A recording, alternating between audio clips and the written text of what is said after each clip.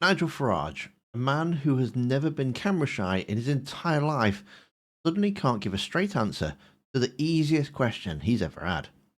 Did you racially abuse people at school? And instead of saying no, like a normal person, he gives us this magical word salad of caveats. Did you racially abuse fellow pupils when you were at school? No, this is 49 years ago, by the way. 49 years ago. Have I ever tried to take it out on any individual on the basis of where they're from? No.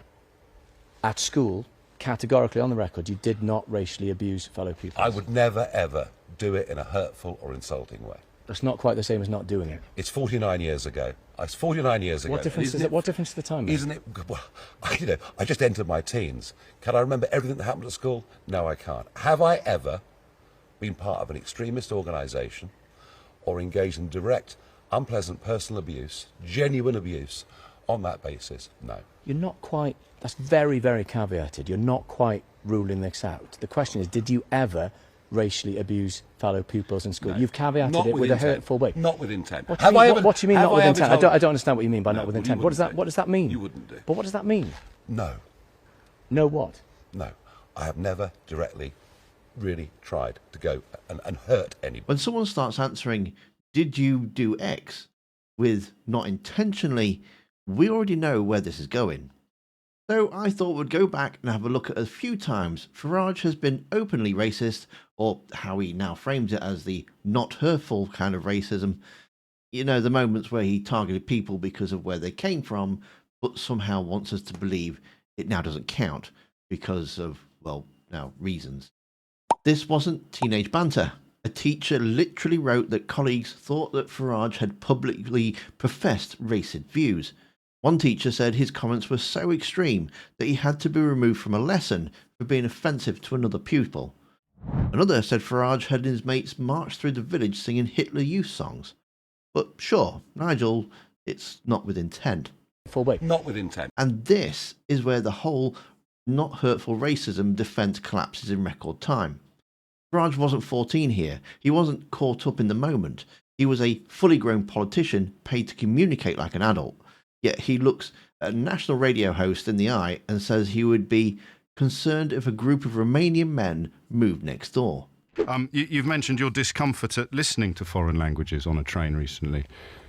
I made the point that I got on a train and went for several stops, and there were a lot of people around me and no one spoke English. And I thought, this is... I didn't say I didn't object to it. I felt slightly uncomfortable. And I think, actually, isn't that the problem? Isn't this, of all the countries in Europe, the most accepting, the most tolerant? You said, I don't feel very comfortable in that situation. You No. did say you had a problem. I didn't feel comfortable, no. Yes. Your wife is a German speaker. Well, my children are too, yeah. Does that make you feel uncomfortable? No, because they can speak English, and the whole point about How having... do you know those people couldn't? Well, maybe they could, but I got the distinct feeling that it certainly wasn't their language of choice. And if you look at the primary school situation in the East End of London, where you've now got schools where a majority don't speak English, doesn't that say to us... No, you've got doesn't schools... that say to us? Doesn't that say to us that what we want is a sensible, balanced immigration policy, where we want people with skills to come into Britain, but we also want integration in society. Of course we do. And the schools you refer to, the pupils you refer to, are registered and recorded as having English as a second language. They're not registered and recorded as not being able to speak English. That's precisely that sort and of... And some of both. Well, yes, but no one's counted them, so your own children would fit into that category.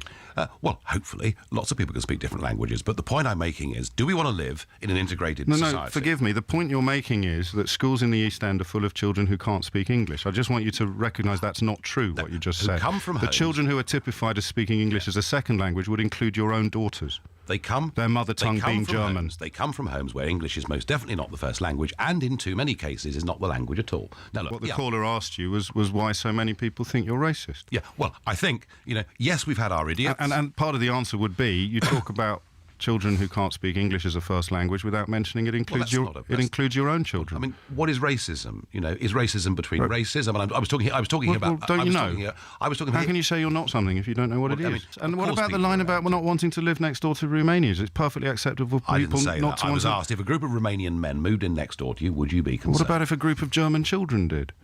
What's the difference? The difference, and you know what the difference is. No, I honestly don't. This is, I think, where the disconnect is between your position and mine. What is the difference? We want an immigration policy based on controlling not just quantity but quality as well. Not bad neighbours, not criminals, not rowdy people, just Romanians, the nationality alone. And when James O'Brien presses him politely and repeatedly to explain the difference between the Romanians and the Germans, Farage gives the most revealing answer of his entire career. What's the difference? The difference, and you know what the difference No, is. I honestly don't. This is No explanation, no data, just a wink and a nod to every listener who already shares the prejudice. This isn't misspeaking, it's coded language, the kind of politicians use when they want the racism delivered but don't want to hold the parcel themselves.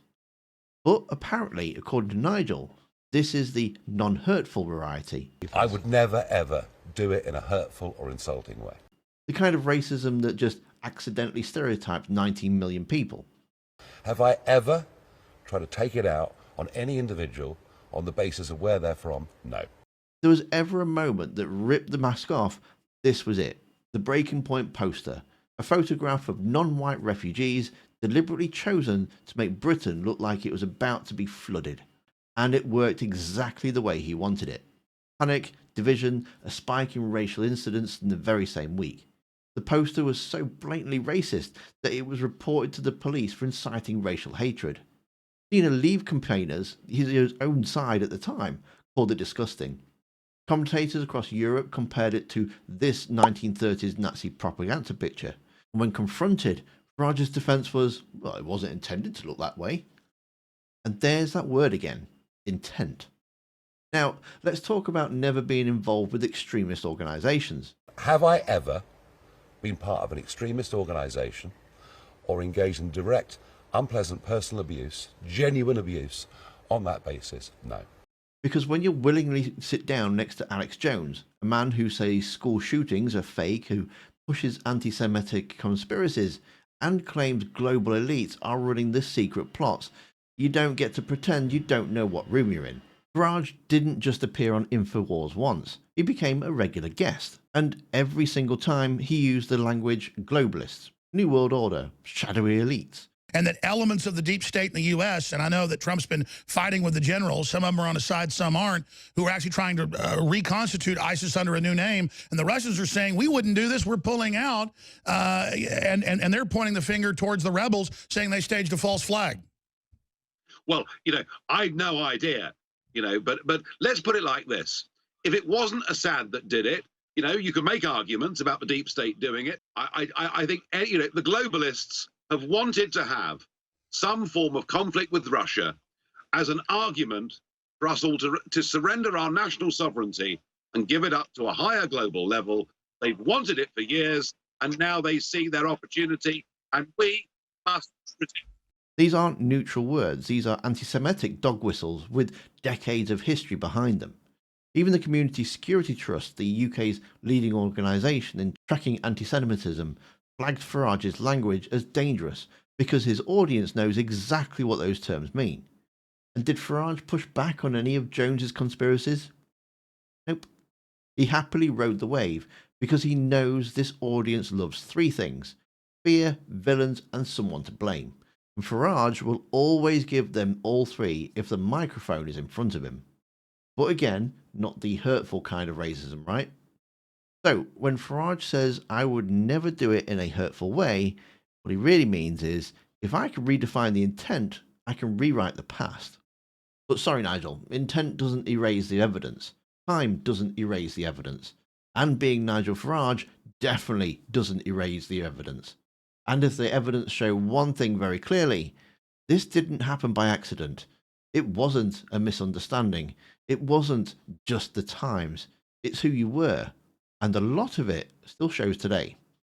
So after all that, the teachers' letters, the classmates' testimonies, the racial slurs, the Romanian comments, the Nazi-style poster, the Infowars conspiracy circuit, Nigel Farage still wants to convince you he's never been racist. Have I ever been part of an extremist organisation or engaged in direct, unpleasant personal abuse, genuine abuse, on that basis? No. Or at worst, that he was doing the non-hurtful kind of racism. But here's the truth that he doesn't want to say out loud. If this many people over many years across many situations all describe the same behaviour, I don't think it's an accident. It sounds more like a pattern.